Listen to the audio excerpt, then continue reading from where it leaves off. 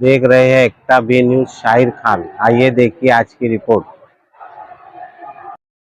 मुंबईतून जो कचरा, जी घाण आणली जातो, टाकली जातो, तिच्यावर कुठलीही प्रक्रिया न करता तो कचरा टाकला जातो आणि त्याच्यामुळे साहजिकच तिथून येणाऱ्या जाणाऱ्या सगळ्या सर्वसामान्य माणसांना त्यांच्या आरोग्याविषयी त्रास उद्भवतो।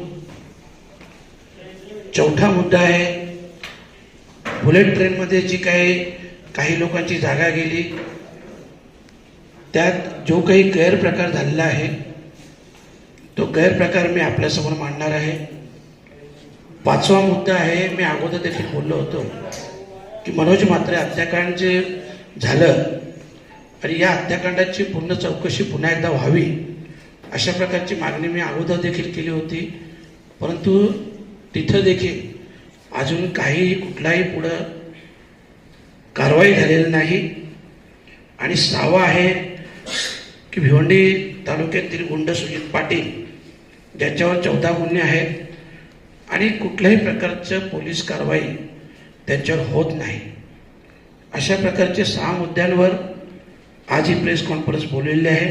प्रकारचे निवेदन तहसीलदार, प्रांत आणि कलेक्टर साहेब यांना दिलं होतं, परंतु त्याच्यावर कुठलीही प्रकारची कार्यवाही न झाल्यामुळं आज आपण 4 दिवसापूर्वी पाहिलं असेल की त्या ब्रिजचा एक भाग खाली कोसळला आणि मी माझ्या पत्रात स्पष्ट नमूद केलं होतं की याच्यावर तुम्ही स्ट्रिक्टली ॲक्शन घ्या, नाहीतर कधी अशी वेळ येईल की जसा प्रकार महाडला घडला, सावित्री नदीच्या पुलावर जो पूल रात्री कोसळला आणि त्याच्यात शेकडो लोकांचे प्राण गेले, असा प्रकार होऊ नये म्हणून हे 2 पत्र 13 जूनला 2 जुलैला हे पत्र दिले होते, परंतु त्याच्यावर कुठल्याही प्रकारची कारवाई झाली नाही।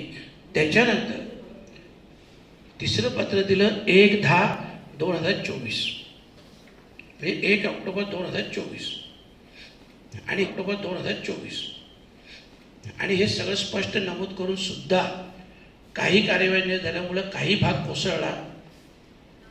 नशीब की तो ब्रिज कोसळला नाही, नाहीतर जसं मी बोललो सावित्री नदीची जी दुर्घटना घडली, तर तशा प्रकारच्या दुर्घटना घडली, तिला जबाबदार कोण असेल? हा विषय आहे अनधिकृत सेक्शन पंपचा आणि वाळू माफियांचा। दुसरा विषय आहे ड्रग्स आणि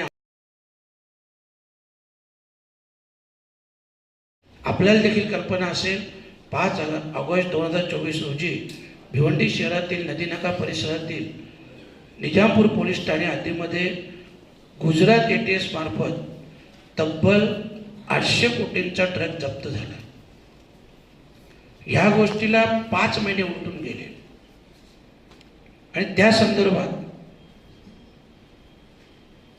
दिनांक 22 सप्टेंबर 2024 रोजी पोलीस आयुक्त ठाणे शहर, पोलीस आयुक्त ठाणे आणि माननीय पोलीस उपायुक्त ठाणे भिवंडी परिमंडल 2 यांना मी एक पत्र दिलं होतं आणि त्या पत्रामध्ये मी स्पष्ट नमूद केलं होतं की भिवंडीमध्ये जो ड्रग्स अंमली पदार्थांचा वाढता प्रभाव आहे,